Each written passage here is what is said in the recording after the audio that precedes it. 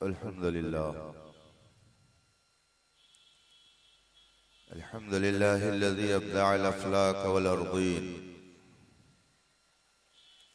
والصلاة والسلام على من كان نبيا وآدم بين الماء والطين وعلى آله الطيبين وأصحابه المطهرين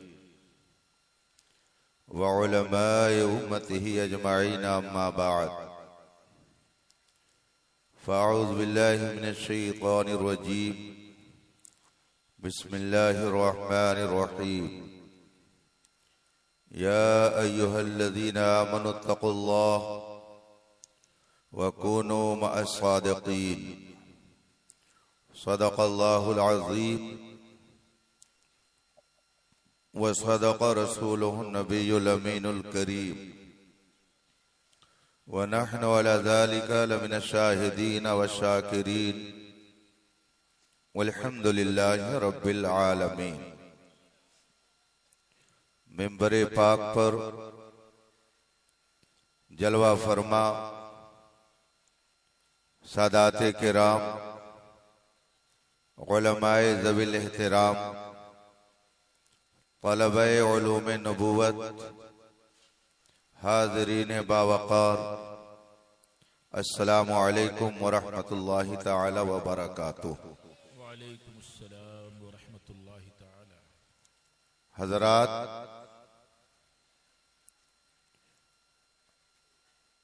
आज का ये अज़ीम शान इजलास और रूह परवर बज़्म और सरापा कुद्स के उन्वान से मुनाकिद है और इस बज़्म नूर में हिंदुस्तान के मुख्तलिफ खित्तों से अवामो खवास का इज़्दिहाम पाया जा रहा है।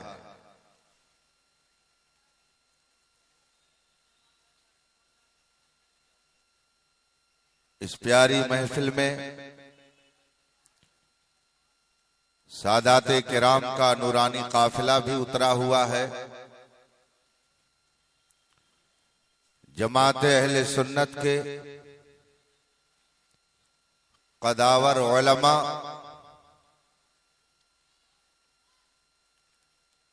और हिंदुस्तान गिर पैमाने के खुतबा का वरूद मसऊद हुआ है।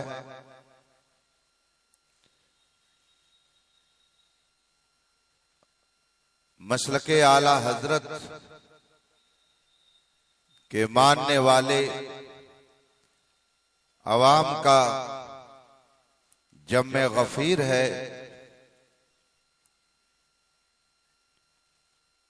क्यों ना भर भर जाएं सबकी झोलियां, क्यों ना भर भर जाएं सबकी झोलियां, साहिबे जूदो सखा का उर्स है। बेशक बेशक। आज बरसेगी शराबे मारिफत, आज मीरे मैं कदा का उर्स है। माशाअल्लाह। आज का ये उर्स कई जहतों और हैसियतों से बहुत सारी खुसूसियतें अपने अंदर रखता है।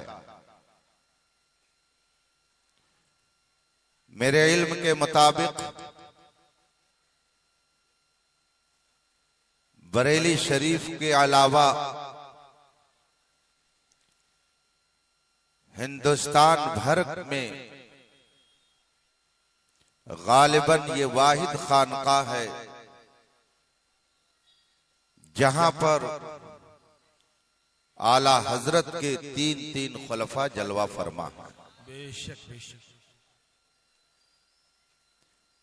आज हम और आप उस पाकीज़ा बारगाह में खिराज अकीदत पेश करने के लिए हाजिर हैं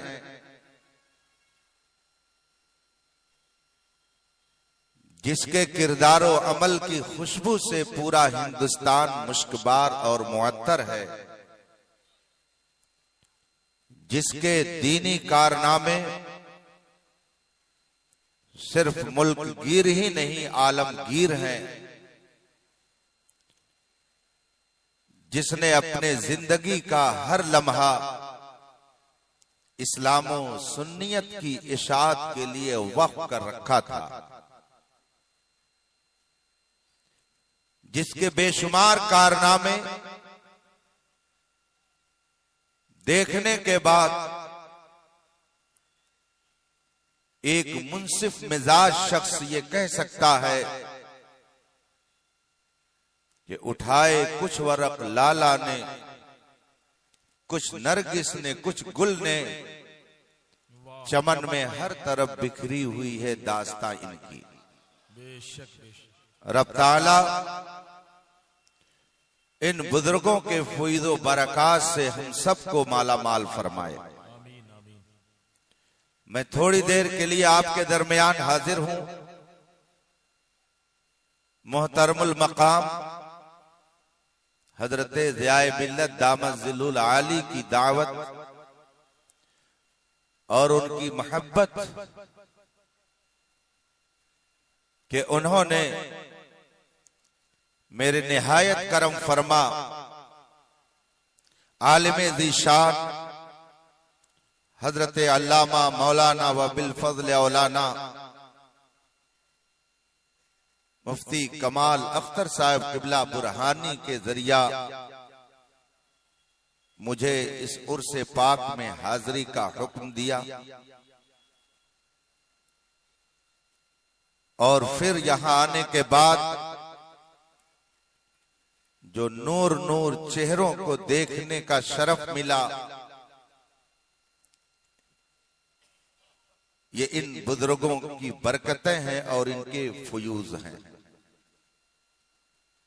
थोड़ी देर मैं आपके दरमियान रहूंगा, मगर आइए सबसे पहले मुस्तफा जान रहमत सरवरे कायनात फख्रे मौजूदात अली तहियत व सना की बारगाहे कुद्स में दुरूद व सलाम का नजराने अकीदत पेश कर लें और पढ़ें। अल्लाहुम्मा सल्ली अला सय्यदना व मौलाना मुहम्मद मादिल जूद वल करम व आलिहि किराम अजमईन। रफीकान मोहतरम, अल्लाह तबारक व तआला ने इंसानों को बेशुमार नेमतों से नवाजा है और हमारा ईमान और अकीदा है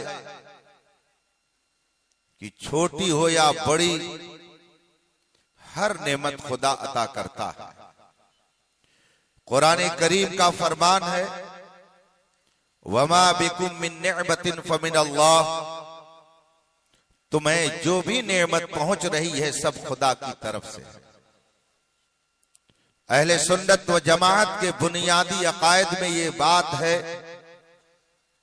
कि जर्रे जर्रे का अता करने वाला खुदा है। बेशक बेशक। अगर हम सुन्नियों को कोई शिर्क और कुफ्र में मुब्तला समझता है तो ये उसकी अक्ल का कसूर और फतूर है।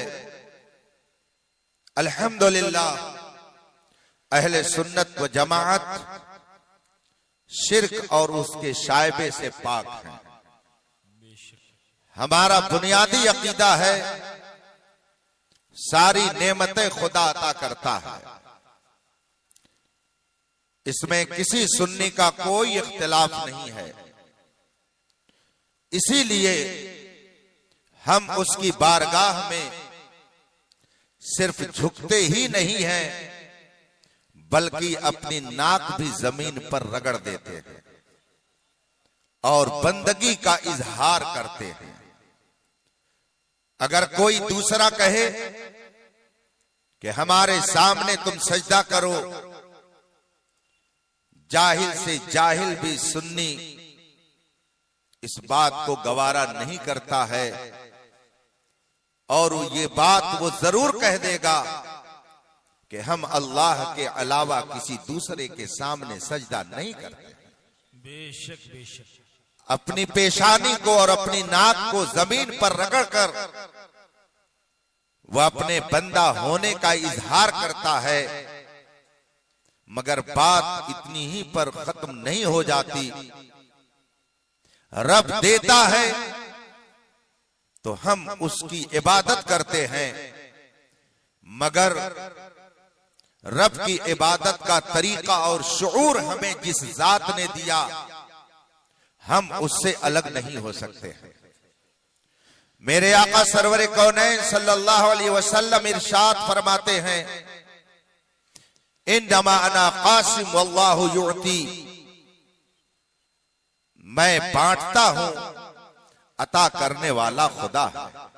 बेशक खुदा देता है तो हम उसकी इबादत करते हैं, मुस्तफा दिलाते हैं तो हम उनसे मोहब्बत करते हैं।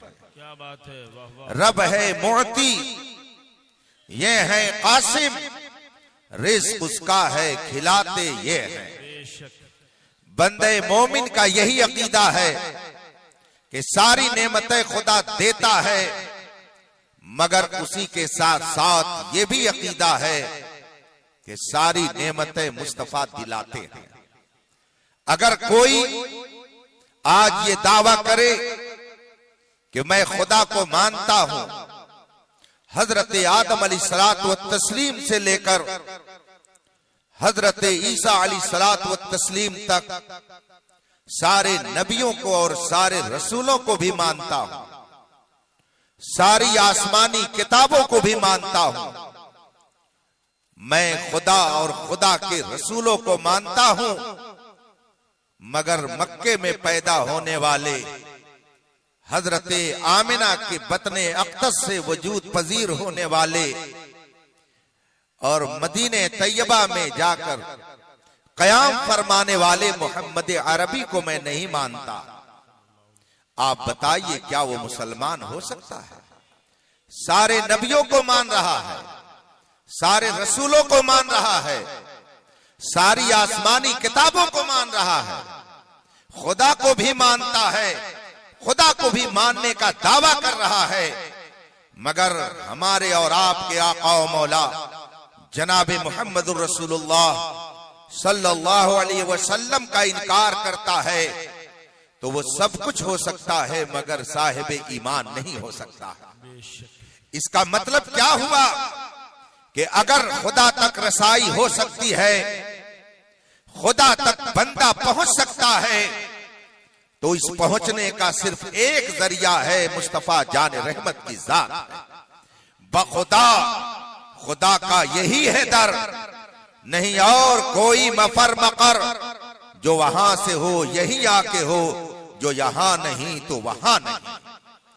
अबू जहल दरबारे मुस्तफा में ना आ सका, अबू लहब मक्का में रहने के बावजूद मुस्तफा का गुलाम नहीं बन सका, उतबा और शैबा मक्के में रहने के बावजूद मोहम्मदी नहीं बन सके, तो न उनका मक्की होना काम आया, न उनका कुरैशी और हाशमी होना काम आया, न उनका अपनी कौम का सरदार होना काम आया। और हजरत सैयदना बिलाल हबशी न मक्की है न मदनी है, न कुरैशी है न हाशमी है न अलवी है, वो तो हबश से आए, एक गुलाम की हैसियत रखते थे, मगर रसूल पाक के दामन से वाबस्ता हो गए तो 1400 साल हो गया, मगर पूरी दुनिया में बिलाल हबशी का कोई जवाब नहीं दिया जा सका। इसीलिए शेर बेशहले सुन्नत कहा करते थे, प्यारे हबीब को पुकार, प्यारे नबी का नाम ले, दामने मुस्तफा में आ पाए रसूल थाम ले। ये वो दरबार है जहां पे ईरानी और तुरानी नहीं देखा जाता, ये वो बारगाह है जहां पर हबशी और रूमी, जंजी, असवद और अबियज नहीं देखे जाते, ये वो दरबार है जहां पर अमीर और गरीब नहीं देखे जाते, जो दिल का आईना साफ करके आता है उसे मुनव्वर कर दिया जाता है। दरबारे मुस्तफा वो दरबार है कि अगर काला आया तो निगाहे मुस्तफा ने उसे गोरा बना दिया। ये वो दरबार है जहां पे जलील किस्म का आया तो अपनी कौम का वो सरदार बना दिया जाता है। हाथ जिस समत उठा गनी कर दिया, मौजे बहरे सखावत पे लाखों सलाम। वाह बेशक सुभान अल्लाह। खुदा देता है तो हम उसकी इबादत करते हैं, और रसूल पाक दिलाते हैं तो हम उनसे मोहब्बत करते हैं। खुदा देता है, इस पर हमारा ईमान है। मुझे इस देने पर एक बात याद आ गई। मैं अभी चलूंगा बरेली शरीफ और आऊंगा जबलपुर शरीफ। थोड़ी देर आपका वक्त मैं बहुत ही कीमती वक्त ले रहा हूं। मुझे याद आ गया इस लेने और देने पर एक वाकया। हुजूर अशरफी मियां कि चोचा शरीफ की एक अजीम शख्सियत है। आला हजरत कुद्दसा सिरहू के दौर की शख्सियत है। इन्हीं का वो मशहूर वाकया है कि चोचा शरीफ में ये बैठकर वजू फरमा रहे थे और अचानक आंखों से आंसू गिरने लगे। खुद्दाम ने पूछा, हुजूर मामला क्या है, आंखों से आंसू क्यों टपक पड़े हैं? हुजूर अशरफी मियां अली रहमत व रिजवान ने फरमाया था कि मैं कुतुबे वक्त का जनाजा जाते हुए देख रहा हूं, और शाम होते होते बरेली शरीफ से तार आया कि आला हजरत मुजद्दिद दीन व मिल्लत का आज इंतकाल हो चुका है। कि चौथा में बैठकर बरेली के कुतुबे वक्त का जनाजा जाते हुए जो देखे वो हुजूर अशरफी मियां की जात है। जब रसूले पाक की उम्मत में ऐसे वलियों के दीदार और देखने का यह आलम है कि वो अगर किछौछा में बैठकर बरेली के कुतुब का जनाजा देखें, तो अगर मेरे मुस्तफा मदीने से जबलपुर वालों की हालत देखें तो इसमें कौन से ताज्जुब की बात है। जब उनके गदा भर देते हैं शाहाने जमाना की झोली, मुहताज का जब ये आलम है मुख्तार नारे तकबीर। हजरत अली हुसैन अशरफी मियां नवाबे रामपुर के यहाँ एक मौके पर तशरीफ ले गए, और ये नवाबे रामपुर वो है जो उलमा का अकीदत केश था। उलमा से उसे बड़ी अकीदत थी। किसी ने उसे बता दिया था कि बहुत बड़ी शख्सियत इधर आई हुई है। नवाबे रामपुर ने दावत दी, हुजूर अशरफी मियां ने उसकी दावत को कबूल कर लिया, और जब उसके दौलत कदे पर तशरीफ फरमा हुए, गर्मी का मौसम था, आज की तरह इलेक्ट्रॉनिक पंखे का इंतजाम नहीं था, लोग पंखा झला करते थे। हजरत तशरीफ फरमा हुए, मजमा सामने है, नवाबे रामपुर खुद पीछे से पंखा झल रहा है। आज लोगों को थोड़ी सी दौलत मिल जाती है तो वो समझते हैं कि उलमा और मशाइख हमारी जूतियां सीधी करें, अइम्मा हमारे कदमों में रहें, मगर वो नवाबे रामपुर था और वो पीछे से पंखा झल रहा था। इतने में किसी ने कहा, हुजूर एक सवाल करना है। हजरत ने फरमाया ठीक है। उसने सवाल किया कि बंदा जब दुआ करता है तो मैं ये जानना चाहता हूं कि उसकी दुआ कौन कबूल करता है। हुजूर अशरफी मियां ने फरमाया, एक मुसलमान के लिए यह भी पूछने की बात है कि बंदा जब दुआ करता है तो उसकी दुआ कौन कबूल करता है। सुनो, बंदा जब दुआ करता है तो उसकी दुआ खुदा कबूल करता है। कहा बात समझ में आ गई, मगर एक सवाल और मेरा है, हजरत उसका भी जवाब अता फरमा दे। कहा क्या सवाल है। उसने कहा दूसरा सवाल यह है कि उसे कहां से पुकारा जाए, उससे कहां से दुआ की जाए कि वो बंदे की दुआ को सुन ले और उसकी पुकार को वो कबूल फरमा ले। हुजूर ने अशरफी मियां अली रहमा ने फरमाया, उसे जहां से पुकारोगे अगर वो चाहे तो तुम्हारी दुआ को कबूल कर लेगा। उसके लिए किसी जगह की कोई कैद नहीं है। उसे जहां से पुकारोगे वो तुम्हारी दुआ को कबूल करना चाहे तो कर लेगा। कहा हुजूर ये बात भी समझ में आ गई, मगर अब तीसरा सवाल और एक है। आपने फरमाया दुआ खुदा कबूल करता है, आपने ये भी फरमाया कि कहीं से उसे पुकारा जाए, अगर वो दुआ कबूल करना चाहे तो कर लेगा।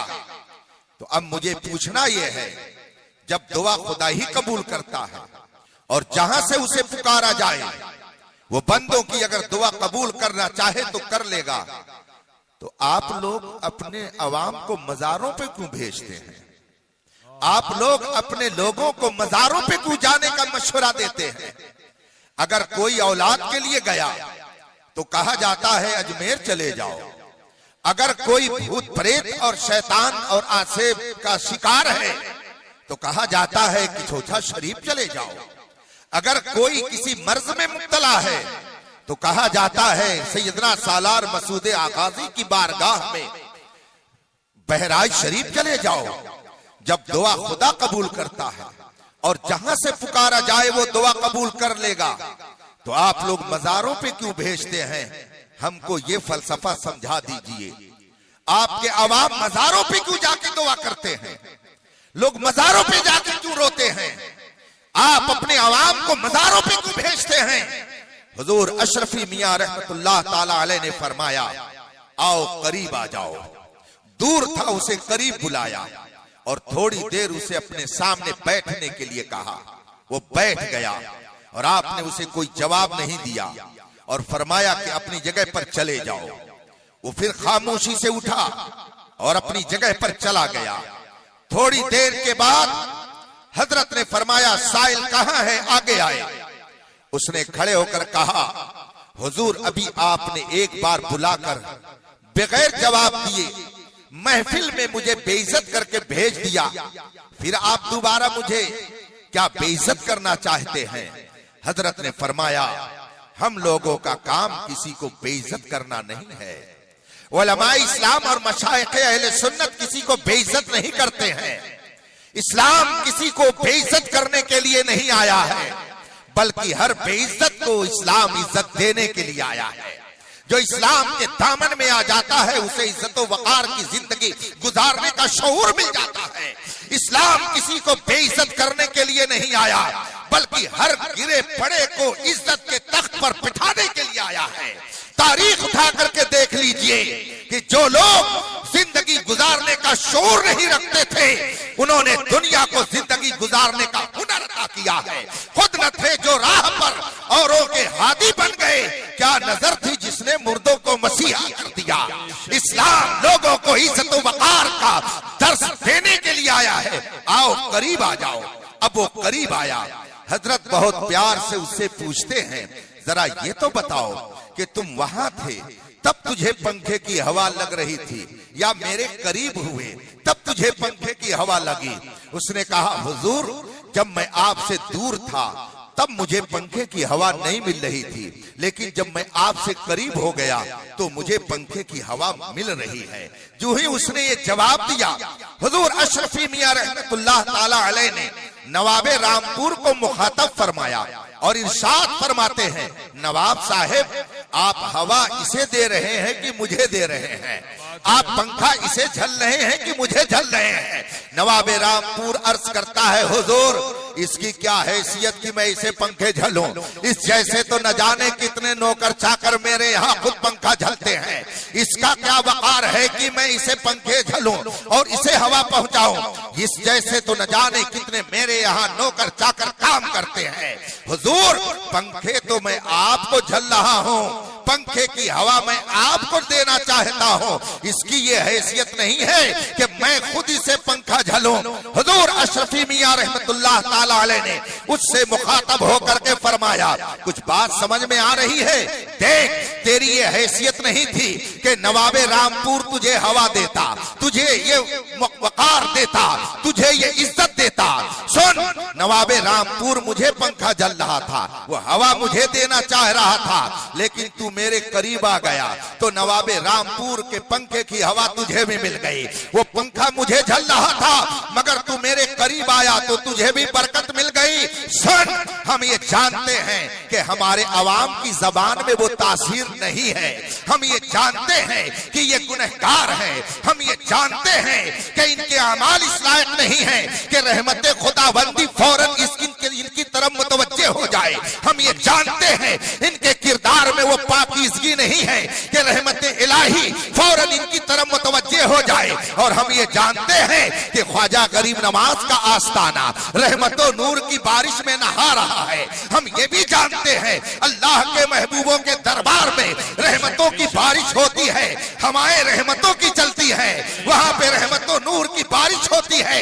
हम अपने अवाम को वहां इसलिए भेज देते हैं कि उनकी तुरबते पाक पर जो रहमतो नूर की हवा चल रही है, जो रहमतो नूर की बारिश हो रही है, ये अवाम वहां पहुंच जाए ताकि रहमत इलाही से ये भी मुस्तफीद हो जाए। नारे तकबीर, नारे तकबीर, नारे रिसालत, उर्से सलामी ओ बुरहानी ओ महमूदी, मसलके आला हजरत, नारे तकबीर।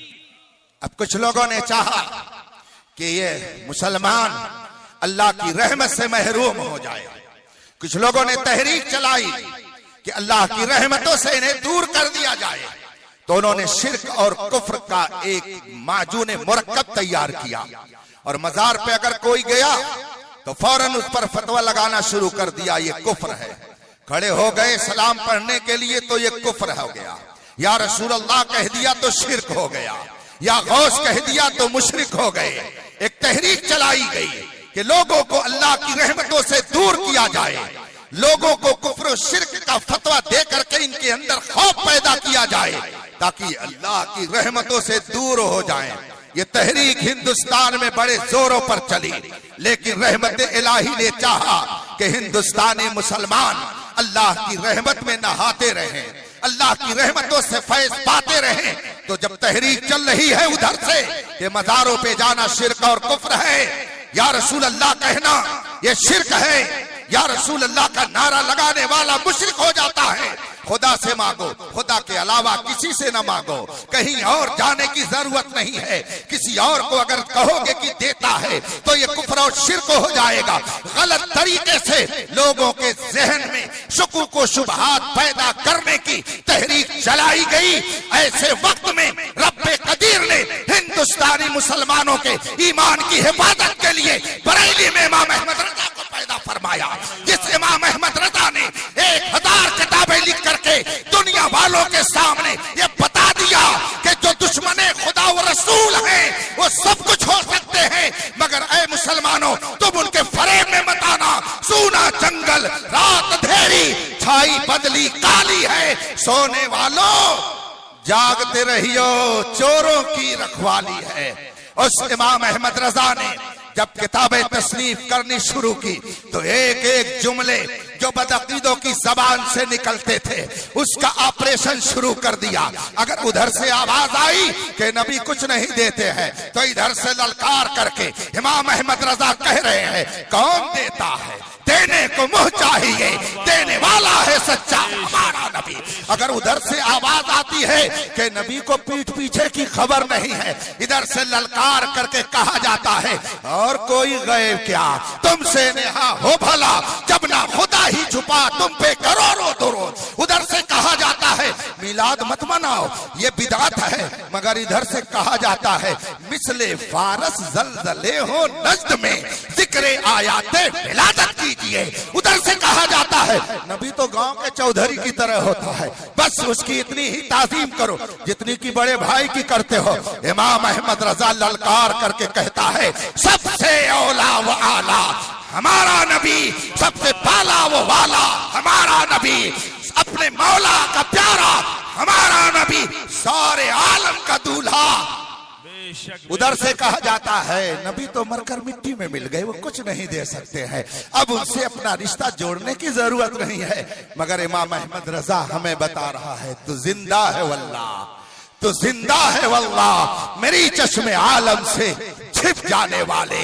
जब इमाम अहमद रजा ने मोहब्बत रसूल की तहरीक चलाई, तक़दीसे उलूहियत का मोमेंट जब आपने जारी किया और दुनिया वालों के सामने इन बदअकीदों के चेहरों को बेनकाब करना शुरू कर दिया तो पूरी दुनिया ने कहा डाल दी कल्ब में अजमत मुस्तफा सैयदी आला हजरत पे ताकत।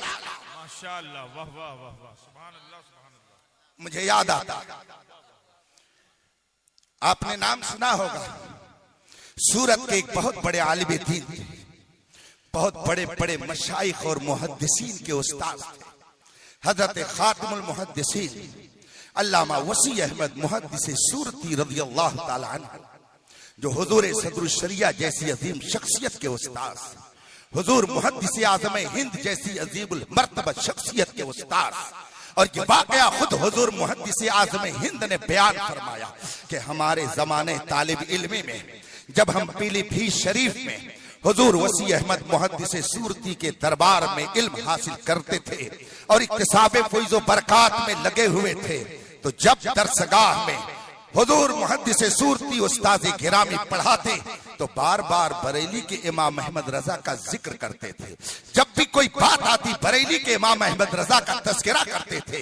एक दिन हुजूर मुहद्दिस आज़म फरमाते हैं कि मैंने पूछ ही लिया कि हुजूर आप तो शागिर्द हैं दिल्ली के उलमा के और आप मुरीद हैं हजरत अल्लामा फजलुर रहमान गंज मुरादाबादी के, मगर क्या वजह है कि ना आप इमाम अहमद रजा के मुरीद हैं न उनके शागिर्द हैं, मगर जब देखिए तो अपनी दरसगाह में इमाम अहमद रजा ही का जिक्र करते हैं। क्या वजह है कि जब देखिए बात बात पर आप इमाम अहमद रजा ही का नाम लेते हैं। हुजूर मुहद्दिस सूरती ने जो तारीखी जवाब अता फरमाया है वो सुनहरे हरफों से आज भी तारीख की किताबों में मुज़य्यन है। हुजूर मुहद्दिस सूरती रज़ियल्लाहु ताला अन्हु ने फरमाया, मियां सुनो, मैं उस वक्त भी मुसलमान था जब मौलाना अहमद रजा से मेरी मुलाकात नहीं हुई थी। मैं उस वक्त भी साहिब ईमान था जब मेरी मुलाकात बरेली के मौलाना अहमद रजा से नहीं हुई थी, मगर जब मेरी उनसे मुलाकात हुई, सोहबतें बढ़ी, बरकतें मिली, तो इमाम अहमद रजा ने मेरे दिल को नबी की मोहब्बत का मदीना बना दिया है। और जो दिल को नबी की मोहब्बत का मदीना बना दिए उसी का जिक्र बार बार करना चाहिए ताकि ये दिल मुस्तफा की मोहब्बत का मदीना बना रहे। नारे तकबीर, नारे रिसालत, सुभान अल्लाह। आला हजरत ने 1000 किताबें लिखी और 1000 किताब लिखकर सुन्नियों के ईमान और अकीदे की हिफाजत फरमाई। हिंदुस्तान की सरजमीन पर जब तहरीक वहाबियत, देवबंदियत, कादियानियत ने अपना तूफान बर्पा किया, हिंदुस्तान की सारी खानकाहें देख रही थी कि कौन मर्द मुजाहिद मैदान में उतरता है, कौन रसूल पाक का शहदाई मैदान में आता है, कौन है जो मर्द मुजाहिद बनकर इन बातिल ताकतों का मुकाबला करता है, कौन है जो इनके हर जुमले का जवाब देता है। हमने जब हिंदुस्तान भर की खानकाहों, हिंदुस्तान भर की दरसगाहों का जायजा लिया, उसके बाद इस नतीजे पर पहुंचे कि वो बरेली का इमाम अहमद रजा था जिसने खुद तहदीस नेमत के तौर पर कहा, सुन ले आदा किलके रजा है खंजरे खूंखार बरकबार, आदा से कह दो खैर मनाए न शर करें। नबी की अजमत पर जो लोग हमला कर रहे थे, बहुत सारे लोग बैठ करके इस इंतजार में थे कि कोई निकले अल्लाह वाला जो इन बातिल ताकतों का मुकाबला करे। रब्बे कदीर ने बरेली में इमाम अहमद रजा को पैदा फरमाकर हम सुन्नियों के ईमान की हिफाजत का एक अजीम किला अता कर दिया। इसलिए मैं पूरे एतमाद से कहता हूं कि जो इस किले के अंदर रहेगा इंशाअल्लाह वो हमेशा महफूज रहेगा। बेशक बेशक। जब इमाम अहमद रजा ने किताबें तसनीफ करनी शुरू की और आपके इल्म की खुशबू खानकाहों में पहुंची, आपके इल्म की खुशबू दरसगाहों में पहुंची, जब आपकी इल्मी चाहो जलाल का मंजर लोगों ने देखा, तो चाहे वो नक्शबंदी खानका हो, चाहे वो सोहरवर्दी खानका हो, चाहे वो चिश्ती खानका हो, चाहे वो कादरी खानका हो, चाहे शाजली खानका हो, चाहे और कोई खानका हो, हर खानकाह ने कहा अब हमारा कायदो पेशवा दुनिया में आ गया है। हम कादरी हैं बिलाशुबा, हम सहरवर्दी हैं बिलाशुबा, हम नक्शबंदी हैं बिलाशुबा, हम चिश्ती हैं बिलाशुबा, मगर अहले सुन्नत का इमाम अगर कोई है तो वो बरेली का इमाम अहमद रजा है। क्या बात है, वाह वाह। यही वजह है कि दुनिया के जिस खित्ते में आप जाइए, अगर आप कहेंगे कि मैं सुन्नी हूं तो वो कहेगा कि बताइए इमाम अहमद रजा वाले हैं कि नहीं हैं। ये खुद मेरे साथ हो चुका है। मैं अल्हम्दुलिल्लाह मुतअद्दिद बार मदीने मुनव्वरा की ज़ियारत से मुशर्रफ हो चुका हूँ। और ये हजरत अल्लामा मुफ्ती आबिद हुसैन साहब जिन्होंने जहाने बुरहाने मिल्लत तरतीब दी है, ये मेरे अरफाती भाई हैं, ये बड़े नेक हैं और हमारे ग्रुप में जो नेकों में नेक माने जाते हैं उनमें से एक है। अल्लाह ने इन्हें बहुत सलाहियतों से नवाजा है। अभी गुज़श्ता साल रमजान के करीब मैं अल्लामा अरशदुल कादरी रहमतुल्लाह ताला अलैह के मज़ारे पुर अनवार पर हाजिरी देने के लिए फैजुल उलूम इनके इदारे में पहुंचा। मैंने कहा जरा मुझे कुछ बुजुर्गों की बातें सुना दीजिए। तो हजरत मुफ्ती साहब ने मुझसे कहा, मौलाना अल्लामा अरशदुल कादरी शहदाए आला हजरत इस तरह से थे कि मैं खुद उनकी बातें सुन करके बहुत मुतासिर हुआ करता था। मैंने कहा कोई एक बता दीजिए बात कोई एक बता दीजिए। इन्होंने मुझसे फरमाया कि एक मौके पर अल्लामा अरशदुल कादरी अलैहि रहमत व रिज़वान ने हजरत अल्लामा सिफ्तैन रजा खान साहब को मदऊ किया। अपने जलसे दस्तार बंदी में झारखंड आने के लिए जमशेदपुर फैजुल उलूम के जलसे में चुनांचे हजरत तशरीफ फरमा होने के लिए वादा फरमा लेते हैं। और जब आने वाली तारीख जिसमें हुजूर अल्लामा सिफ्तैन रजा साहब किबला को आना था, तो हजरत मुफ्ती साहब ने मुझसे फरमाया कि अल्लामा अरशदुल कादरी साहब ने कहीं सफर से फोन फरमाया कि देखिए बरेली से अल्लामा सिफ्तैन रजा साहब जलसे में आ रहे हैं और उनको मेरे खास कमरे में ठहराया जाए जिसमें मैं रहता हूँ, जिसमें मेरा कयाम होता है, जिस बिस्तर पर मैं सोता हूँ, उस हुजरे में, उस कमरे में, उस बिस्तर पर अल्लामा सिफ्तैन रजा को रखा जाए, वहां उनका इंतजाम किया जाए।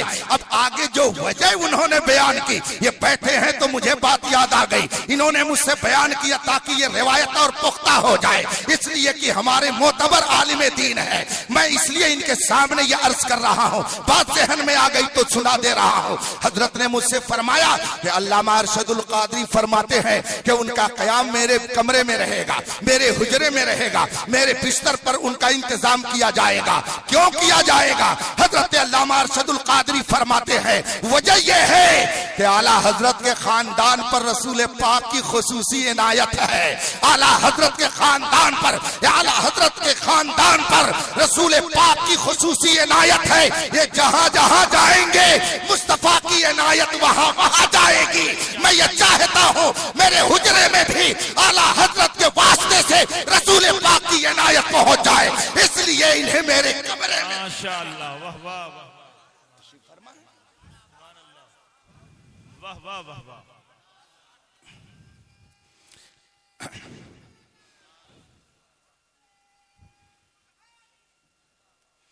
रफीका ने मोहतरम, ये तो जुमले मोतरजा के तौर पर मैंने अदा कर दिया। मदीने तैयबा में हाजिर था, गुंबदे खजरा के सामने मैंने मगरिब की नमाज अपने चंद अहबाब के साथ पढ़ी। इत्तेफाक से नमाज के बाद सब लोग बैठकर दुरूद व सलाम में मसरूफ हो गए और किबले की तरफ मुंह करने के बजाय अब गुंबदे खजरा की तरफ सबने मुंह कर लिया। एक मुतव्वा, जिसको मैं कहता हूं अपनी जबान में कुतव्वा, एक मुतव्वा, वहां मौलवी को मुतव्वा कहते हैं लेकिन मैं कुतव्वा कहता हूं, वो थोड़ी देर इधर उधर मंडलाते हुए मेरे पास आकर के खड़ा हो गया और कहता क्या है कि ये सब अहमद रजा वाले हैं, ये सब अहमद रजा वाले हैं। जो ही उसने कहा मैं समझ गया कि ये क्यों कह रहा है। अब उसके बाद आगे कहता है ये सब गुमराह हैं और मेरे बारे में उसने कहा ये इनमें का सबसे बड़ा गुमराह है। जो ही उसने ये कहा मैंने बहुत ही आहिस्ता, क्योंकि दरबार रिसालत में सांस लेना भी बेअदबी कही जाती है। अदब बारगाह मुस्तफा का मलहूज रखना यूं है कि खुद आला हजरत ने फरमाया है हरम की जमी और कदम रख के चलना, अरे सर का मौका है वो जाने वाले। उस मकाम का एहतराम अहले सुन्नत इस तरह करते हैं, हम जोर से बोल भी नहीं सकते थे मगर वो कहे जा रहा है, बके जा रहा है। फिर उसने जब ये कहा इन सबको अहमद रजा ने गुमराह किया है, इस जुमले पे मैं बर्दाश्त नहीं कर सका। मैंने बड़ी आहिस्ता आवाज में कहा कि क्या वजह है, हाँ उन्होंने आपका क्या बिगाड़ा? हम लोग यहाँ बैठे हैं, यहाँ तो बरेली के अहमद रजा नहीं आए, आपने आखिर उनके बारे में ये सब बातें क्या कहना शुरू कर दिया। तो वो बरजस्ता कहता है, मैंने देखा तुम लोगों ने नमाज पढ़ी तो काबा की तरफ मुंह करके, लेकिन नमाज पढ़ने के बाद जब तुम लोग दुआ के लिए बैठे तो मैं बहुत देर से देख रहा हूँ कि तुमने अपना मुंह काबा की तरफ से फेर करके गुंबद की तरफ कर लिया है। तुमने नमाज पढ़ी है खाने काबा की तरफ मुंह करके, लेकिन तुम दुआ मांग रहे हो गुंबद की तरफ मुंह करके। तब मैं समझ गया कि तुम लोग अहमद रजा वाले हो, इसलिए कि उसी ने तो ये कहा है, हाजियो आओ शहंशाह का रोजा देखो, काबा तो देख चुके, काबे का काबा देखो। तो तुम्हारे अहमद रजा ही ने बताया है कि ये काबे का काबा है, तुम लोग इसे काबे का काबा समझते हो। मैंने दिल में कहा, हे इमाम अहमद रजा, तेरी तुरबत पर हजारों रहमतें नाजिल हो कि ताज़ीम मुस्तफा की निशानी तेरी साथ मदीने में भी बन गई है। नारे तकबीर, नारे रिसालत, मसलके आला हजरत। बगदाद मोहल्ला मेरी हाजिरी हुई। बगदाद मोहल्ला हजरत सैयद ताइफा जुनैद बगदादी रजी अल्लाह ताला अन्हु की बारगाह में हाजिर हुआ, और फिर थोड़ी देर मैंने एक हाल में ठहर करके आराम करना चाहा। इतने में 4 इराकी अंदर दाखिल हुए जो अपनी वजाकता के एतबार से अरबी लग रहे थे, इराकी लग रहे थे। मैंने खड़े होकर के उन्हें सलाम किया। निस्बत की बहारें अहले सुन्नत ही के यहाँ हैं, निस्बतों का एहतराम हमारे ही यहाँ है। बंदर क्या जाने अदरक का मजा क्या होता है। आओ महफिले मोहब्बत में आओ, तब तुम्हें पता चलेगा कि निस्बतों की बहारों का नतीजा क्या होता है। ये सब बहार जो आप देख रहे हैं, ये सब निस्बतों की बहार है। कोई कादरी निस्बत लिए हुए है, कोई रसूल पाक के अहले बैत की निस्बत लिए हुए है, कोई इल्मे दीन मुस्तफा की निस्बत लिए हुए है, और कोई बुरहानी निस्बत लिए हुए है, कोई सलामी निस्बत लिए हुए है। ये सारी बहारें उन्हीं निस्बतों की है। इन निस्बतों का जो एहतराम करता है वो और ज्यादा फैज़ो बरकत हासिल कर लेता है। चुनांचे जब वो अंदर दाखिल हुए, मैंने एहतराम से उनसे सलाम किया। वो अंदर आए और उसमें से एक साहब ने मुझसे पूछा, कैफ़ हालुक, आपका हाल कैसा है? मैंने कहा अल्हम्दुलिल्लाह अना बिखैर व सलामा, खुदा का शुक्र है मैं खैरियत से हूँ। जब मैंने अरबी में जवाब दिया तो शायद उन्होंने समझ लिया कि ये कुछ पढ़ा लिखा होगा, इसीलिए इस तरह इसने जवाब दिया है। उसमें एक साहब ने मेरा हाथ पकड़ा और ले गए और अपनी कुर्सी पर उन्होंने बैठा दिया। अगल बगल 3 और बैठ गए। अब उसके बाद में एक साहब ने मुझसे पूछा, मिन ऐना अंता, उन्होंने सवाल तो और किया था, अंता मिन पाकिस्तान, तुम फला जगह से आए हो? मैंने कहा अल्लाह अना मिनल हिंद, मैं हिंदुस्तानी हूँ, हिंदुस्तान से आया हूँ। चूंकि मैं अरबी में गुफ्तगू कर रहा था तो शायद वो ये समझ रहे थे कि हिंदुस्तान में हिंदी ही चलती होगी, वहाँ अरबी कहाँ चलती होगी। लेकिन शायद उन्हें नहीं मालूम था कि हिंदुस्तान में अल्हम्दुलिल्लाह बेशुमार मदारिस अहले सुन्नत है जो मुस्तफा जान रहमत की जबान भी सिखाते हैं, रसूल पाक का इल्म भी देते हैं, रसूल पाक का कानून भी बताते हैं। और मैं आपसे बड़े एतमाद से कह रहा हूँ, आज भी इल्म की पुख्तगी जो आपको उलमाए हिंद में मिलेगी वो दूर दूर तक कहीं नजर नहीं आ सकती है। अल्हम्दुलिल्लाह सुम्मा अल्हम्दुलिल्लाह। हजरत अल्लामा मुफ्ती कमाल अख्तर साहब तशरीफ फरमा है, आप इनसे पूछिए, ये आपको बताएंगे। हमारे हिंदुस्तान में सादाते पिलग्राम का नाम कौन नहीं जानता। फैज़ो बरकत के सरचश्मे वहां से हम तक पहुंच रहे हैं। सादाते पिलग्राम में एक हजरत अल्लामा सैयद जुबैर अहमद ज़बीदी साहब थे। उनकी काबिलियत का हाल ये था कि उन्होंने 17,000 अशआर अरबी में लिख करके उन्होंने अपनी काबिलियत का ऐसा लोहा मनवाया कि जब वो हिंदुस्तान से मुल्क यमन गए और आपके वो अशआर जो 17,000 की तादाद में थे, अरबी जबान में थे, जब मुल्क यमन के बादशाह ने उन अशआर को सुना और ये जाना कि हिंदुस्तान के पिलग्राम के सादाते किराम से ताल्लुक रखते हैं, तो उन्होंने अपनी शहजादी का निकाह अल्लामा ज़बैदी से फरमा दिया। वाह वाह वाह। हिंदुस्तान अपने फजल कमाल से ऐसी ऊंची मंजिल पर है। जब उन्होंने ये मुझसे कहा, मैंने कहा अना मिनल हिंद, मैं हिंदुस्तान से आया। अब उसके बाद में उन्होंने पूछा, मस्मुक, तुम्हारा नाम क्या है? मैंने कहा मेरा नाम मोहम्मद अख्तर हुसैन अल कादिरी। जो ही मैंने कादिरी निस्बत लगाई, सुभान अल्लाह, वो मचल गए। फरमाते हैं अंता कादिरी, अंता कादिरी, तुम कादिरी हो, कादिरी हो। मैंने कहा नाम अना कादिरी, मैं कादिरी हूं। अंतस्बु इला शेख अब्दुल कादिर अल जिलानी अल बगदादी, मेरी निस्बत सैयदना शेख अब्दुल कादिर जिलानी बगदादी से है, इसलिए मैं कादरी कहलाता हूँ, कादरी लिखता हूँ। अल्हम्दुलिल्लाह, इस कादरी निस्बत पर हम सबको फख्र करना चाहिए। और मुफ्ती नानपारा अल्लामा रजब अली साहब रहमतुल्लाह ताला अलैह इस हवाले से अर्ज करते हैं, अहले निस्बत जानते हैं निस्बते बाबे रजा मिलता है इस दर से जामे कादरियत, वाह वाह, वो कादरी मैं खाना है अल्हम्दुलिल्लाह। चुनांचे जब मैंने कहा मैं कादरी हूँ, हुजूर सैयदना शेख अब्दुल कादिर जिलानी रज़ी अल्लाह ताला अन्हु से मुझे निस्बत है, तो फौरन उसने दोबारा मेरा हाथ पकड़ के कहा माशाअल्लाह माशाअल्लाह, अना ऐज़न सुन्नी हनफी कादरी, मैं भी सुन्नी हूँ, हनफी हूँ, कादरी हूँ।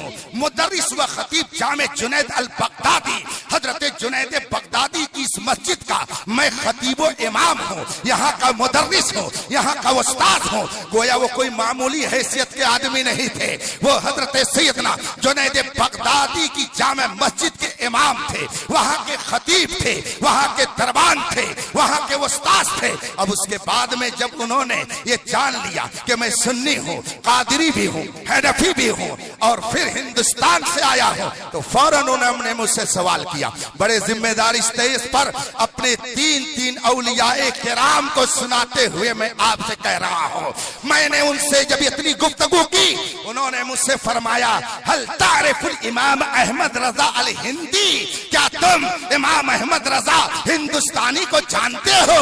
जो ही उन्होंने ये कहा, मैंने अर्ज किया हुआ अल रास व फिल ऐन व फिल कल्ब, बरेली के अहमद रजा तो मेरे सर में है, वो तो मेरी आंखों में है, वो तो मेरे दिल में है।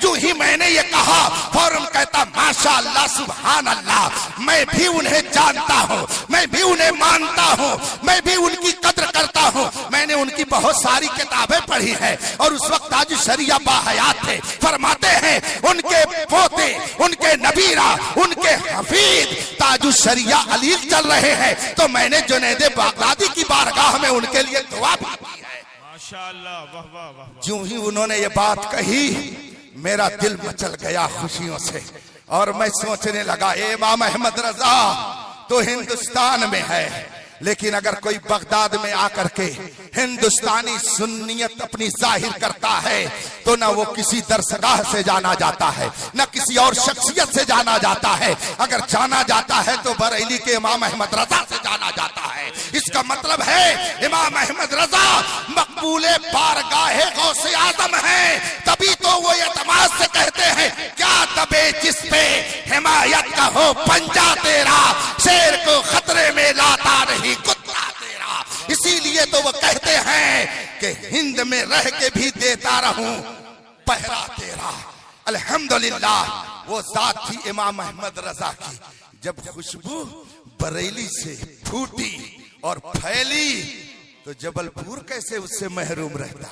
सुभान अल्लाह, कहां खोले हैं गेसू यार ने, खुशबू कहां तक है, जहां तक सूंघ पाए सूंघने वाले वहां तक है। जो बदबू के कफस में बंद हैं, वो लोग क्या जाने कहां खोले हैं गेसू यार ने, खुशबू कहां तक है। वो बरेली की खुशबू जब फूटी और फैली, तो बहुत सारी खानकाहें उससे मुअत्तर और मुश्कबार होने लगी। भला जबलपुर शरीफ कैसे महरूम रह जाता। चुनांचे उन खुशबुओं को इत्रदान में इकट्ठा करने वाली एक जात आगे बढ़ी, जिसे हम और आप हजरत सैयदना अब्दुल करीम शाह हैदराबादी सुम्मा जबलपुरी कहते हैं। उन्होंने उन खुशबुओं को अपने इत्रदान में जब जमा कर लिया, तो सोचा मेरी आने वाली नस्लें भी उस खुशबू से मुअत्तर रहे, मेरी आने वाली नस्लें भी इससे मुश्कबार रहे। तो हजरत अल्लामा अब्दुल करीम साहिब ने अपने शहजादे को उस गुलदान ही में भेज दिया कि उतनी दूर से जो खुशबू आएगी, बीच में और लोग भी फैज पालेंगे। हे अब्दुल सलाम, तुम बाग ही में चले जाओ, तुम चले जाओ गुलदस्ते ही के पास, वहां से जब मुअत्तर होकर के आओगे तो सिर्फ नस्लें नहीं ही मुश्कबार रहेंगे, पूरा खित्ता अल्हम्दुलिल्लाह मुश्कबार हो जाएगा। वाह वाह सुभान अल्लाह। बेशक बेशक।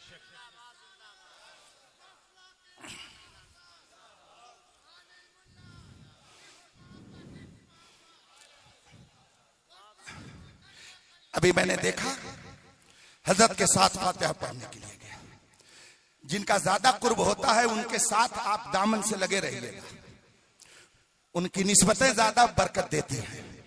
हजरत हुजूर बुरहान मिल्लत रज़ियल्लाहु ताला अन्हु के मुरीद और अल-जामिअतुल इस्लामिया रौनाही फैजाबाद में आज से तकरीबन 42 साल पहले जब हुजूर बुरहान मिल्लत रज़ियल्लाहु ताला अन्हु का वरूद मसूद हुआ था, अल-जामिअतुल इस्लामिया में जब हजरत जलवा कर हुए थे तो बहुत सारे उस जमाने के तलबा ने नूरुन अला नूर चेहरे को देखकर, उनके किरदार की पाकीज़गी को देखकर, उनके गुफ्तार के तकद्दुस और पाकीज़गी को देखकर उन्होंने अपना सिर्फ हाथ ही नहीं दिया बल्कि दिल भी दे दिया।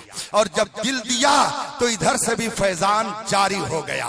हजरत मौलाना कारी जलालुद्दीन साहिब बुरहानी, ये भी अल-जामिअतुल इस्लामिया में उसी वक्त मुरीद हुए थे, जो इस वक्त गोरखपुर शहर में रहते हैं। उनका भी मैंने यहाँ पे दीदार किया, वो भी आए हुए हैं, वो भी अल-जामिअतुल इस्लामिया रौनाही के प्रोडक्ट हैं। हजरत ने भी वही दामन से वाबस्तगी हासिल की है। फरमाने लगे हुजूर बुरहान मिल्लत आज से तकरीबन 42 साल पहले जब अल-जामिअतुल इस्लामिया रौनाही में पहुंचे, लोगों ने किरदार की पाकीज़गी को देखा, इल्म हैबत, इल्म का और जाहो जलाल देखा, हिकमत और दानाई की नूरानी किरणों को देखा, तो बहुत सारे तलबा उनसे मुरीद हुए। अल्हम्दुलिल्लाह उन्हीं में आप भी हैं। अभी इनके दामन से वाबस्ता होकर मैं खानकाहे मुकद्दस में गया, मज़ारे-पुर अनवार पर हाजिरी देने के लिए गया, तो मैंने देखा कि एक तरफ लिखा हुआ है 1317 और दूसरी तरफ लिखा हुआ है 1371। गिनती इधर से उधर कर दी गई तो एक की वफात 1317 में हो रही है और दूसरे की वफात 1371 में हो रही है। इधर से उधर गिनती कर दी गई तो मैंने एक नुक्ता अपने जहन में पैदा कर लिया, गोया ये इंतकाल इस बात की खबर दे रहा है कि देखो जब एक अजीम शख्सियत चली जाएगी तो जरूर इनकलाब बर्पा होगा। इधर से उधर गिनतियां हो जाएंगी मगर तुम्हें आस्ताने बुरहान मिल्लत को छोड़ना नहीं है। रद्दो बदल होता रहेगा मगर है कौले मोहम्मद कौले खुदा, फरमान न बदला जाएगा, बदलेगा जमाना लाख मगर कुरान न बदला जाएगा। वाह वाह वाह वाह। और फिर हजरत ईदुल इस्लाम कि तुरबत अनवर की पेशानी पर लिखा हुआ खलीफे अव्वल आला हजरत, गोया आला हजरत के सबसे पहले खलीफा का नाम हजरत ईदुल इस्लाम अल्लामा अब्दुल सलाम है। फिर जब पहले खलीफा इधर लिखे हुए तो दूसरी तरफ भी कुछ देखने को मिला, आले सिद्दीक़ अकबर। सुभान अल्लाह, कैसी बाबरकत निस्बतें हैं कि खलीफे अव्वल लिखा हुआ है हजरत ईदुल इस्लाम के नाम के आगे, और ये पूरा खानवादा बरकतें लिए हुए हैं रसूल पाक के पहले खलीफा की। सुभान अल्लाह, क्या मुनासबत है। ये मुनासबत बता रही है कि ये खानकाह सिद्दीक़ अकबर के नजरियात की इशाअत के लिए है। ये नजरिया या ऐसा वैसा नजरिया नहीं है, ये वो नजरिया है जो मुस्तफा जान रहमत ने सिद्दीक़ अकबर को अता फरमाया और सिद्दीक़ अकबर ने अपनी नस्लों को मुंतकिल कर दिया और आज जबलपुर के लोग उससे फैज़ो बरकत हासिल कर रहे हैं। मैंने देखा उसमें सूफी का लफ्ज भी लगा हुआ है और अभी हजरत ने फरमाया सूफी ज़िया साहब, तो लफ्ज सूफी पर भी मुझे एक बात याद आ गई, खुद बदलते नहीं इस्लाम बदल देते हैं। हुए किस दर्जा फकीहाने हरम बेतौफीक, जैसे बहुत सारी चीजों की डिफिनेशन बदल रही है, अल्फाज के मानी बदल रहे हैं। पहले मौलवी जब कहा जाता था तो बहुत काबिल आदमी समझा जाता था, इसीलिए आला हजरत के जमाने में आला हजरत को भी मौलवी लिखा जाता था बल्कि कहा जाता था। अलबत्ता चंद मौलवी हजरात में जो बड़े होते थे उनको बड़े मौलवी कहा जाता था, मगर आला हजरत के बारे में जगह जगह लफ्ज मौलवी लिखा मिलेगा। उस जमाने के और भी बड़े बड़े उलमा और आपसे पहले भी बड़े बड़े उलमा जो थे उनको मौलवी कहा जाता था। लेकिन अगर आज हजरत को मौलवी कह करके हमारे मौलाना जाफरी साहब पुकार दें कि आपके सामने मौलवी कमाल अख्तर साहब आ रहे हैं, तो ये इनके शराफत तो है कि ये कुछ नहीं बोलेंगे, मगर दूसरों का टेम्परेचर जरूर हाई हो जाएगा कि देखिए इतने बड़े खतीब को ये मौलवी कह रहे हैं। अब माना बदल गया, लफ्ज वही है मगर माना बदल गया। पहले कुतुबुल अख्ताब हर एक को नहीं कहा जाता था। आला हजरत जिसको जो लफ्ज बोलते थे वो तसन्नु और तखय्युल नहीं होता था, वो सिर्फ बनावट नहीं होती थी, वो सच्चाई होती थी। मैंने देखा आला हजरत ने हजरत ईदुल इस्लाम अल्लामा अब्दुल सलाम रज़ियल्लाहु ताला अन्हु के लिए सीपी के कुतबे औहद का कलमा इस्तेमाल किया है। ये एक मुजद्दिद ने हजरत ईदुल इस्लाम के लिए कुतुब का लफ्ज इस्तेमाल किया है और औहद भी लगाया है। गोया सीपी के सबसे बड़े और मुमताज कुतुब का नाम ईदुल इस्लाम अब्दुल सलाम। ये कौन कह रहा है? ये कोई ऐरे खैरे नहीं बल्कि अपने वक्त का मुजद्दिद कह रहा है। सुभान अल्लाह, सुभान अल्लाह। याद रखिएगा,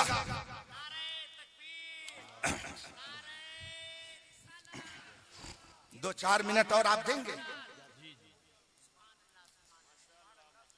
2-4 मिनट और इन बुजुर्गों से मैं ले रहा हूं।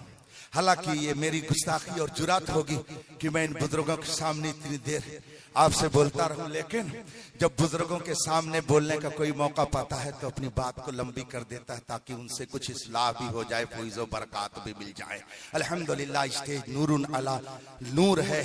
ये लफ्ज मौलवी पहले एक बाअज़मत शख्सियत का इजहार करता था, लेकिन अब बदल गया, अब कुछ और हो गया। ऐसे ही मैंने देखा कि आरिफ बिल्लाह कुतुबुल अख्ताब शेखुल मशाइख का लफ्ज भी बदल गया। पहले बोला जाता था वाकई जो कुतुब होता था, वाकई जो अल्लाह वाला होता था, वाकई जो आरिफ बिल्लाह होता था। लेकिन मैंने खुद देखा लखनऊ में एक पीर साहब पहुंचे जो क्लीन शो थे, यानी दाढ़ी भी नहीं थी, उनका अंदाज भी अजब था, उनकी बातें भी अजब थी, उनका रहन सहन भी अजब था। ये सब मैंने अपनी आंखों से देखा था। लेकिन जब उनका इंतकाल हुआ तो उनके मुरीदों ने उनके उर्स के लिए जब पोस्टर शाये किया तो उसमें लिखा था आरिफ बिल्लाह कुतुबे रब्बानी। मैं सोचने लगा कि अगर ऐसे ही लोग कुतुबे रब्बानी होते हैं तो फिर जो हकीकत में कुतुबे रब्बानी होते हैं वो किधर जाएंगे? क्लीन शेव कुतुबे रब्बानी हो गया, बेअमल कुतुबे रब्बानी हो गया, नमाज का छोड़ने वाला आरिफ बिल्लाह हो गया। इसीलिए फरमाया गया है चमकता जो नजर आए वो सब सोना नहीं होता। अगर दुनिया में रहना है तो कुछ पहचान पैदा कर। आज बहुत सारे जाहिल किस्म के लोग जिन्होंने अपने 10 उंगलियों में 10 अंगूठियां डाल रखी हो, सोने की लाकी भी पहन रखी हो, हजारा तस्बीह भी गले में डाल रखी हो, और वो लंबे लंबे 2 हाथ के बाल बना रखे हो, और उन्होंने 4 नहीं बल्कि 25 मीटर की पगड़ी भी बांध रखी हो, और एक वक्त की नमाज न पढ़ता हो, और पहुंचा कोई और आंख नीली पीली कर दिया और सर जरा सा इधर उधर हिला दिया और इधर उधर हाथ हिला करके जिलेबी ला करके रख दिया। समझने वाले समझते बहुत बड़ा अल्लाह वाला आ गया है, ये तो अल्लाह का वली है। अरे देखते नहीं हो, उसने मिनटों सेकंडों में गरम जिलेबी खिला दिया। तो कोई गरम जिलेबी खिला करके ईमान ले रहा है, कोई मीठा लड्डू खिला के ईमान ले रहा है, और कोई तसव्वुफ के नाम पर ईमान ले रहा है, कोई सुलह कुल्लियत फैलाने के लिए तहरीक चला रहा है। इसलिए रफीकाने मोहतरम, फितनों के इस दौर में अगर आप ये चाहते हैं कि आपका ईमान सलामत रहे तो मैं बड़े एतमाद से कहता हूं उस किले में आ जाओ जिस किले की तामीर इस इलाके में इन बुजुर्गों ने किया है, हुजूर बुरहाने मिल्लत ने किया है, हुजूर ईदुल इस्लाम ने किया है। उस किले का नाम मसलके आला हजरत है। जो इस किले में रहेगा इंशाअल्लाह उसका ईमान सलामत रहेगा और दुनिया से जाएगा तो ईमान की सलामत।